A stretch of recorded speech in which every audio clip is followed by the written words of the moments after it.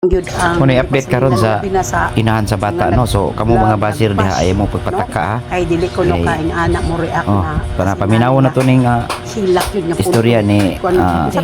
ni ate no sa inahan ni Ayan Minyusa. So paminawan niyo mga kaidol. Dili ta magpataka-taka mga kaidol. So mao ni update na to karon. Sila sa actual nako. Gusto ra man gud nila na kanarang personal nimo ba mo rin makita i-judge na dayon ka wa ka kabalo dir sa imong dugaan ang imong nakapokus ang nahuna ang anak inya gilain nagsabot kay wa kuno koy reaksyon ang reaksyon tago na gusto na ko kalmado tan-aw sa ila para di ko ako'y masakitan gudog di ko mag-control sa kanang kagalingon kay ako ra gyapon maapektuhan pero diri ang dughan ang anak may gisuguro nako pero sa pagsugod pinakadlo nagsugod na kaato di ba? Grabe na nimo makakita ko sa nina tanaw ra ko ng picture sang anak ko di mo maluoy daingon ninyo na ako'y nagpatay unsa nimo ka pinangga si Ayan sa imong labaw pa sa akong kinabuhi kung pwede pa lang patay ni dag ako po'y patay di lalimawat ang anak ko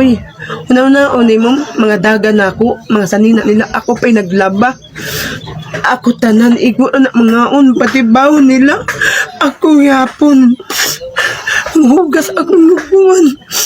naibas ko nila wa sila kasayod sa hugibati samutan na tanawara ko na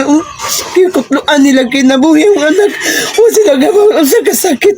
kamera doha mo sa ay na naho utong-tong sa akong likod sa wayon ra ko nila unsa gibati na huwa ra daw o sila karon mabalik na nilang kinabuhi sa akong anak usag sila mo basta nga ikaw ra ang nagkuan ako rin nagpatay di sila mauwa mo istorya anak unta mapil nila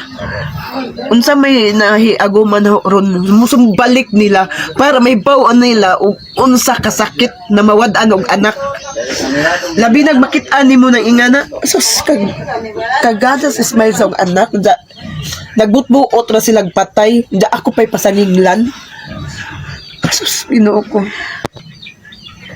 suko na lang para magaan po nang nahuna suko sa pulis kay bisag unsaon way aso makumkum na ang Ginoo saksi unsa ka mahal na ang anak mao na imong mensahe sa nagbuhat ani mao jud so nagtuod jud ka ma'am gipatay siya dili man na pag nagkuha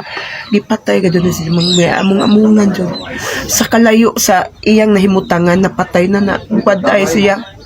sus di nakaabot ang bata dito sa to imong hangyo mensahe sa nagpatay ma'am suko na lang si Jas Police para mugaan po lang nahuna ba na ay justisya si Iyan kaluoy taon totoo wala ko ng anak